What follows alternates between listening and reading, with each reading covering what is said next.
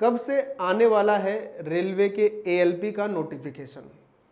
Actual में ये एक ऐसा सवाल है जो इस वक्त हर विद्यार्थी, हर एस्पिरेंट के मन में होगा जो रेलवे की तैयारी कर रहे हैं। तो मेरा आज इस वीडियो को आप सभी के सम्मुख लाने का एक और सीधा उद्देश्य ये है कि फर्स्ट ऑफ ऑल मैं आपको ये बताना चाहूँगा कि यहाँ पर कुछ स्क्रीनशॉट मैंने लिए हैं और ये स्क्रीनशॉट मैंने साफ साफ शब्दों में मैंने रेलवे के ऑफिशियल यूट्यूब चैनल से लिए हैं। अब रेलवे ने 2 दिन पहले अपने ऑफिशियल यूट्यूब चैनल पर यह वीडियो डाला है, सिर्फ 2 दिन पहले। 2 दिन पहले किससे संबंधित? भारतीय रेल में महत्वपूर्ण जिम्मेदारी निभाते हैं लोको पायलट, यानी कि एएलपी से संबंधित उन्होंने एक वीडियो नोटिस डाला है जो कि उनके ऑफिशियल चैनल पे है। तो इसका मतलब क्या है? क्या एएलपी का नोटिफिकेशन जल्दी आने वाला है? अब उन्होंने इस लोको पायलट की जिम्मेदारी को कैसे निभाते हैं एस्पिरेंट जो सिलेक्ट हो जाते हैं उसको बताया है। तो वहां पर मैं आपको एक एक चीज करके समझाता हूं। सबसे पहले रेलवे आरआरबी एएलपी की जो परीक्षा से असिस्टेंट लोको पायलट का चयन होता है वो एएलपी की परीक्षा के माध्यम से ये चयन होता है। दूसरी बात, ये चयन कई सारे पड़ावों से होकर गुजरता है, जिसमें सबसे पहला पड़ाव होता है एप्टीट्यूड टेस्ट, एप टेस्ट जिसे बोलते हैं, जिसमें कई सारे सब्जेक्ट होते हैं जिसका रिटन टेस्ट सीबीटी 1 और सीबीटी 2 की फॉर्म में आपसे लिया जाता है। इनमें सब्जेक्ट की बात करें तो मैथ शामिल होती है, रीजनिंग शामिल होती है, जीके जीएस शामिल होती है। सीबीटी 2 में अगर देखें तो बेसिक साइंस इंजीनियरिंग शामिल होती है और ट्रेड भी शामिल होती है। अलग अलग ट्रेड से जिन बच्चों ने एएलपी का फॉर्म भर रखा है वो ट्रेड भी शामिल होते हैं।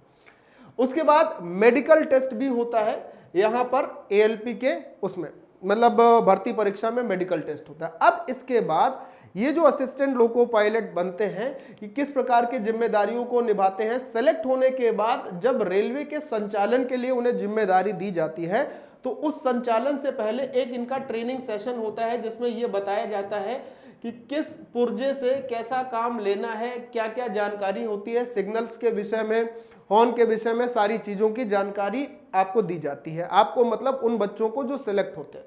उसके बाद की बात करें तो समय समय पर इनका फिटनेस टेस्ट होता रहता है। टाइम टू टाइम क्या होता रहता है? फिटनेस टेस्ट होता रहता है, ये जानने के लिए कि जो असिस्टेंट लोको पायलट या लोको पायलट है उनकी शारीरिक दक्षता किस प्रकार की है। ठीक है, क्योंकि रेलवे के संचालन के लिए ये जो मेडिकल फिटनेस टेस्ट है ये समय समय पर आयोजित किया जाता है। आगे की बात करते हैं।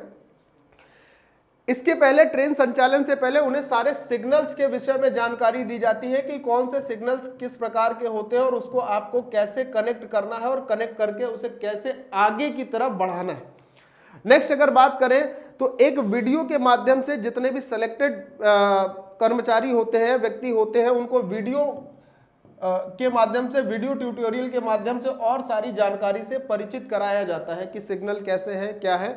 वीडियो के माध्यम से ये सारी जानकारी उनको दी जाती है। अगर मैं आगे बढ़ता हूं तो एक सबसे इंपॉर्टेंट टेस्ट होता है जब कभी भी कोई असिस्टेंट लोको पायलट या लोको पायलट ट्रेन के संचालन के लिए जाता है तो यहां पर एक होता है अल्कोहल टेस्ट।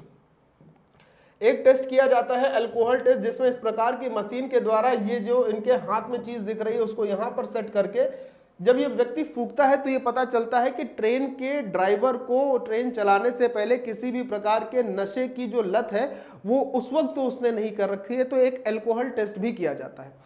आगे की बात करते हैं। ट्रेन के संचालन से पहले ट्रेन के ड्राइवर को यानी एएलपी असिस्टेंट लोको पायलट और लोको पायलट को रूट मैप की जानकारी के साथ सारे सतर्कता आदेश दिए जाते हैं कि सतर्क रहना है और सारे जो जिस रूट पर वो ट्रेन चलने वाली है उसका पूरा मैप के साथ ये जानकारी उनको दी जाती है और प्रिकॉशन दिए जाते हैं सतर्क रहने के। अगर मैं आगे की बात कर लेता हूं तो ट्रेन संचालन से पहले इन ड्राइवर्स की यानी कि असिस्टेंट लोको पायलट और लोको पायलट की एक योगा और मेडिटेशन क्लास होती है ताकि मानसिक रूप से ये हमारे एएलपी और जो लोको पायलट होते हैं ये मजबूत रहें, ट्रेन के समय के हिसाब से अपने मानसिक स्तर को मजबूती से काम करें। अगर मैं आगे की बात करता हूं तो ट्रेन के इंजन से जुड़ी महत्वपूर्ण जानकारी और जांच ये ट्रेन के स्टार्ट होने से पहले एएलपी और लोको पायलट को करके दी जाती है। ट्रेन के इंजन से जुड़ी सारी महत्वपूर्ण चीजों को पूरी तरीके से इनकी जांच की जाती है कि किसी भी प्रकार की खराबी इंजन में तो नहीं है। और यहाँ पर इस प्रकार की सारी चीजों को दिखाया जाता है कि ये रेड लाइट कब जलेगी तो कौन सा सिग्नल है, ग्रीन लाइट जलने पर कौन सा सिग्नल है, येलो लाइट जलने पर कौन सा सिग्नल है, किस प्रकार से किधर की तरफ जाना है, किस प्रकार की पटरी पर आपका आगे काम होना है। ठीक है, चलिए आगे बात करते हैं।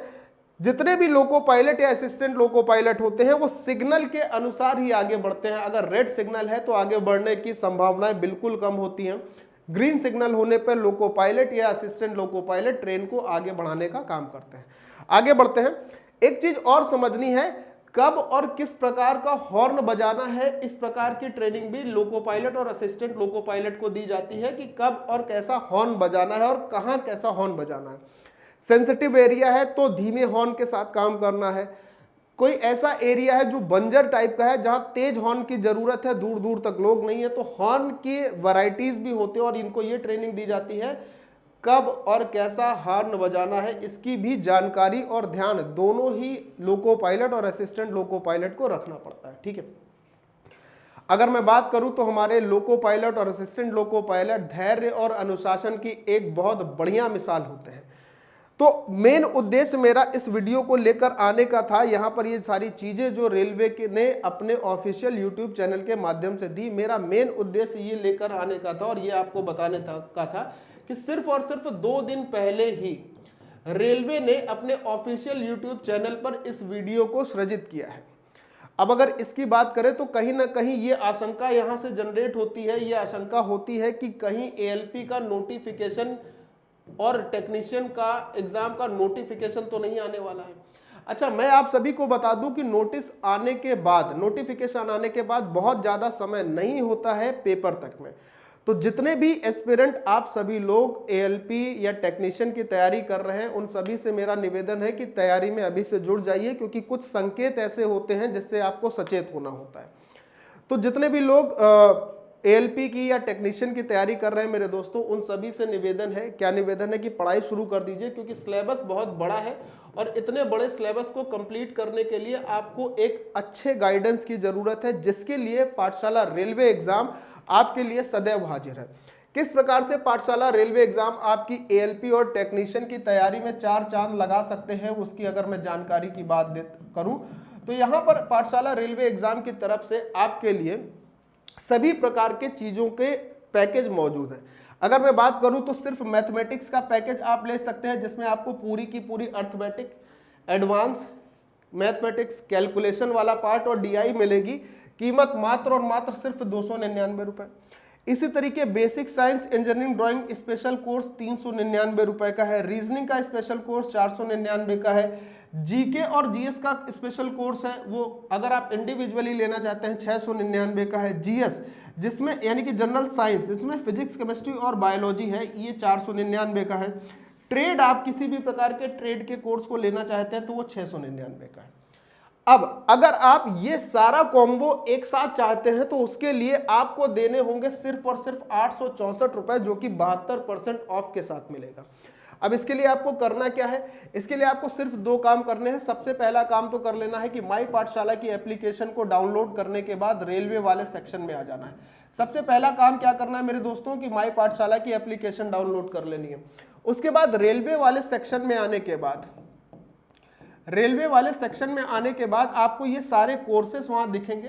तो मैं आपको ये सजेशन दूंगा कि आप किसी भी कोर्स को अलग अलग लेने की अपेक्षा इन पूरे का एक जो कॉम्बो है, जो आपको एक वाजिब दाम में भी पड़ जाएगा, यानी कि इसकी कीमत भी इन सब के योग से बहुत कम है और ये सारी चीज़ें आपको एक डिस्काउंट के तहत भी मिल जाएगी। अब वो डिस्काउंट आपको कैसे मिलेगा, इसके लिए आपको एक कूपन कोड का इस्तेमाल करना होगा और वो कूपन कोड है आपका AD10